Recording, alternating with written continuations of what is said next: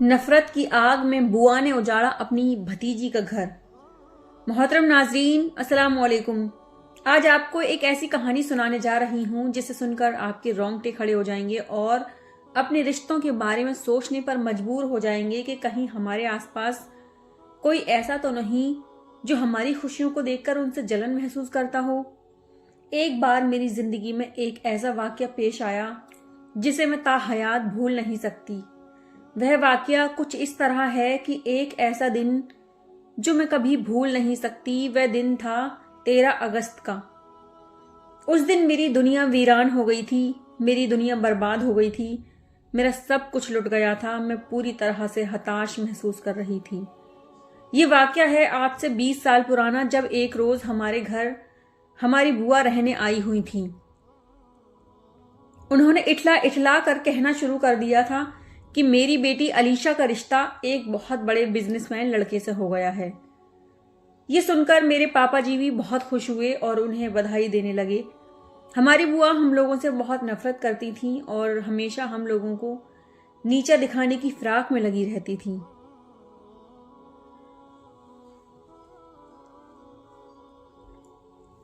हमारे एक छोटे चाचा थे, अनवार चाचा। वो बहुत बड़े बिजनेसमैन आदमी थे। उनका बड़ा लड़का जीशान आज 7 सालों के बाद कनाडा से दिल्ली वापस आ रहा था। इसी खुशी में अनवार चाचा ने एक बहुत बड़ी पार्टी रखी थी।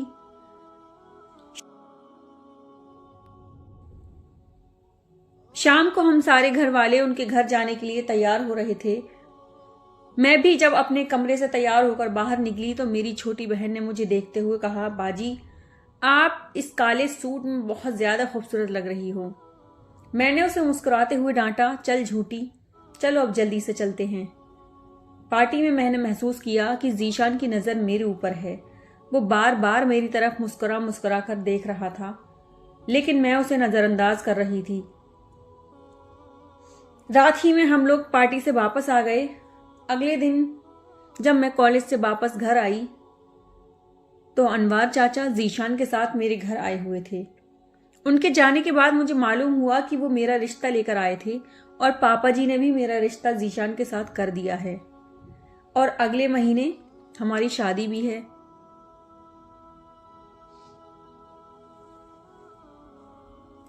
लेकिन अगले दिन बुआ हमारे घर आकर बहुत जोर जोर से चिल्लाने लगी कि तुम लोगों को मेरी ही बेटी का घर मिला था उजाड़ने को, तुम्हें दुनिया में कोई और घर नहीं मिल सकता था। हम समझ नहीं पा रहे थे कि बुआ कहना क्या चाहती हैं। पापा जी ने जब उन्हें बहुत गुस्से से पूछा कि साफ साफ बताओ कहना क्या चाहती हो, तो उन्होंने बताया कि जहां से आप लोगों ने रिश्ता लगाया है, मेरी बेटी अलीशा का रिश्ता भी उसी लड़के से लगा था, लेकिन तुम्हारी वजह से उन लोगों ने मेरी बेटी से रिश्ता तोड़ दिया है।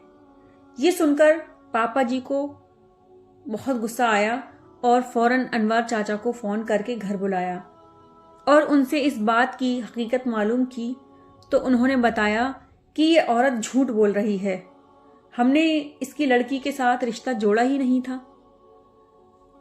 हमारी बुआ उस वक्त तो शर्मिंदा होकर वापस घर चली गईं, लेकिन उनके दिल में नफरत बैठ चुकी थी और फिर उन्होंने मेरे साथ वो किया जिसकी मुझे कभी उम्मीद भी नहीं थी, जिसे सुनकर आपकी भी रूह कांप उठेगी।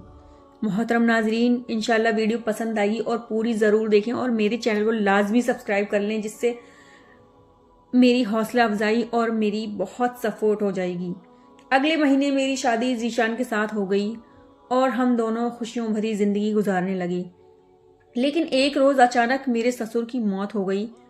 डॉक्टर्स ने बताया कि इनके अंदर कोई भी बीमारी नहीं थी, लेकिन पता नहीं कैसे अचानक इनके दिल की धड़कन रुक गई और उसी से इनकी मौत हो गई है। ससुर की मौत का सदमा मुझे बहुत ज्यादा हुआ था, क्योंकि वो मेरे छोटे चाचा थे और मेरा बहुत ख्याल रखते थे।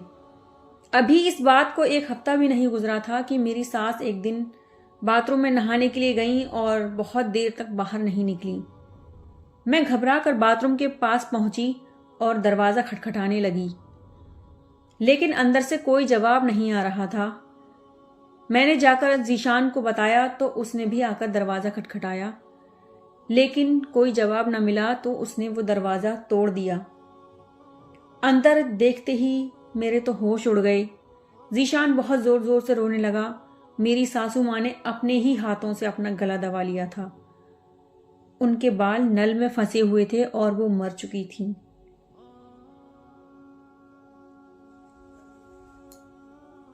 जीशान बहुत परेशान था, उसे कोई होश न था। इसी तरह 2 महीने गुजर गए। अब जीशान ही ने सारा बिजनेस संभाल रखा था। वो कनाडा से इकोनॉमी की पढ़ाई करके वापस आया था, इसलिए उसने अपने बिजनेस को बहुत तरक्की भी दी थी।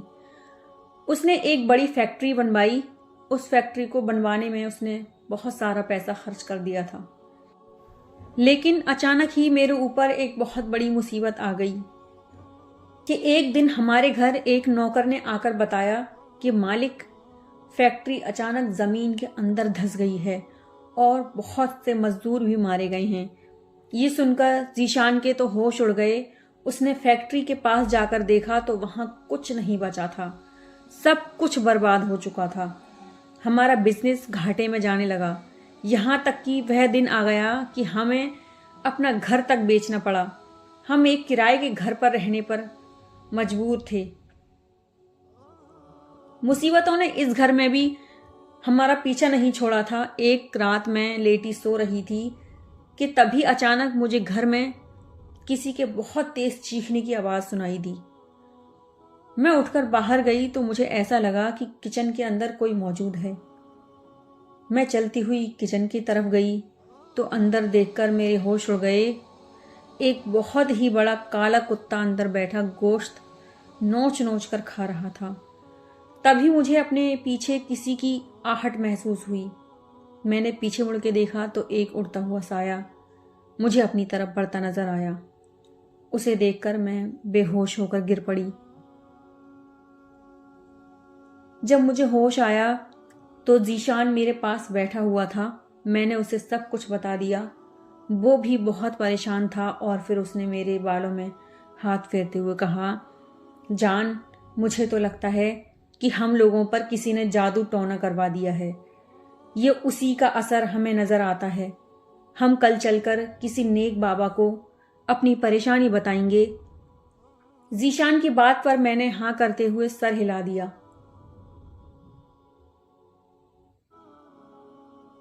जब उस रात हम लेटे सो रहे थे तो रात के 3 बजे घर के बाहर कोई जीशान को पुकारने लगा। वो जो भी था बहुत जोर जोर से दरवाजा खटखटा रहा था। हम दोनों उठ बैठे। जीशान ने कहा, तुम रुको, मैं जाकर देखता हूं। जीशान ने जाकर दरवाजा खोला और तभी एक बहुत तेज किसी चीज के गिरने की आवाज आई और फिर थोड़ी देर ही के बाद लोगों का शोर सुनाई देने लगा। मैं उठकर दरवाजे के पास गई तो क्या देखती हूं कि एक बिजली का खंभा जमीन पर गिरा पड़ा है और किसी इंसान का जिस्म उसमें चिपक कर जल रहा है। मैंने पास जाकर देखा तो वह इंसान कोई और नहीं, जीशान था। उसको मैंने उसकी घड़ी से पहचाना था। ये वही घड़ी थी जो मैंने जीशान को उसके बर्थडे की पार्टी पर दी थी। जीशान की ये हालत देखकर मैं उसी जगह बेहोश होकर गिर पड़ी। कई महीनों तक मुझे कुछ होश नहीं था। अब मेरा जीशान भी मुझे छोड़कर जा चुका था। मैं अपने माँ बाप के घर आ गई थी। मेरी हालत कुछ संभली तो मैंने देखा कि जीशान का छोटा भाई काशिफ मेरे पास बैठा हुआ रो रहा था और कह रहा था कि भाभी, पता नहीं हमारे घर को किसकी नज़र लग गई है, सब कुछ बर्बाद हो गया है। मैंने काशिफ से कहा कि तुम्हारे लिए यहाँ रुकना ठीक नहीं है, क्योंकि हम लोगों पर किसी ने जादू करवा दिया था। ये उसी का असर है, इसलिए तुम कनाडा वापस चले जाओ। काशिफ फिर से कनाडा चला गया और वहां से मुझे पैसे भेजता रहा। उसने कहा, भाभी, मैं चाहता हूं कि आप एक चाइल्ड होम खोलें जिसमें छोटे यतीम बच्चों को मुफ्त में खाना मिल सके और उनकी देखभाल करने वाली दवाइयां भी मौजूद हों।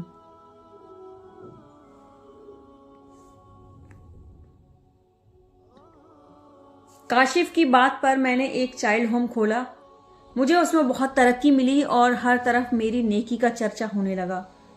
लेकिन फिर से एक दिन मेरे ऊपर एक मुसीबत आन पड़ी। मैं रात में लेटी सो रही थी कि अचानक मेरे सर में बहुत तेज दर्द होने लगा। पापा जी ने डॉक्टर से चेकअप कराया लेकिन कुछ न निकला।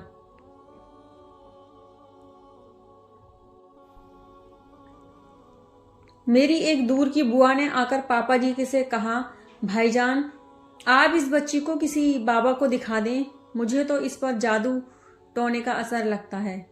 उन्होंने बताया कि मैं एक बहुत नेक बाबा को जानती हूँ। लोग उन्हें पागल समझते हैं लेकिन मैं समझती हूँ कि वो बहुत बड़े लोगों में से हैं और लोगों से दूर रहने की वजह से ऐसे बने हुए हैं। अगले दिन हम लोग उन बाबा की झोंपड़ी में पहुंचे। वहां पर बहुत गंदगी फैली हुई थी। मेरी अम्मी ने वहां साफ सफाई की और फिर हम लोगों ने उन बाबा के सामने जाकर बैठ गए। वो घर के एक कोने में खामोश बैठे हुए थे। वो मुझे थोड़ी देर तक देखते रहे और फिर कहा, बेटी तुझे 2 माँ बेटी की नफरत ने खा डाला है। उन्होंने ही जादू करवा कर तुम्हारे सास ससुर और तुम्हारे पति को भी मार डाला। तुम्हारा बिजनेस भी उसी जादू की वजह से बर्बाद होता चला गया। हम समझ गए थे कि ये सब कुछ हमारी बुआ ने ही करवाया है। फिर उन बाबा ने 3 नींबू मंगवाए और उनमें से एक मेरे सर पर काट कर जैसे ही जमीन पर फेंका तो वो नींबू खून में बदल गया। उन्होंने अगला नींबू मेरे सर पर काट कर उसके 2 टुकड़े किए, उसे जमीन पर फेंका तो उसमें से एक नींबू तो खून में बदल गया लेकिन दूसरा नींबू हरा ही रहा।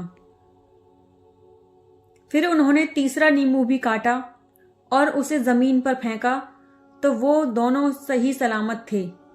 उन्होंने मेरे पिताजी से कहा, आपकी बच्ची बिल्कुल ठीक हो चुकी है, आप इसे ले जा सकते हैं। अगर आप चाहें तो मैं उस जादू का पलटवार उन्हीं औरतों पर कर दूं। फिर उनकी भी वही हालत होगी जो आपकी बच्ची की हुई थी। लेकिन मेरे पापा जी ने कहा, नहीं, हम किसी को बुरा नहीं चाहते। हमारी बच्ची ठीक हो गई, बस यही हमारे लिए काफी है। मेरी बुआ ने अलीशा की शादी एक बहुत अमीर घराने में की थी लेकिन उसका पति शराबी जुआरी था।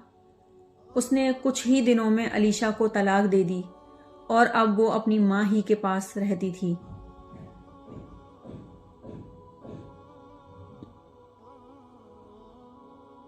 इन दोनों माँ बेटियों को उनके किए की सजा इसी दुनिया में मिल गई थी। वो इस तरह कि एक दिन अलीशा किचन में कुछ खाना पका रही थी और फिर गैस बंद करना भूल गई। रात भर गैस खुली रही। सुबह उठकर जैसे ही उसने किचन में जाकर माचिस जलाई तो सारे घर में आग लग गई और ये दोनों माँ बेटी जलकर राख हो गईं। आज मैं एक बहुत बड़े चाइल्ड होम की मालकिन हूँ लेकिन जीशान की आज भी मुझे बहुत याद आती है। उसकी कमी मुझे हमेशा खलती रहेगी। मेरे माँ बाप ने मुझे दोबारा शादी करने को कहा लेकिन दोबारा शादी करने का मैंने कभी इरादा नहीं किया क्योंकि मैं जीशान से मोहब्बत करती थी और उसकी मोहब्बत में मैंने दोबारा शादी नहीं की।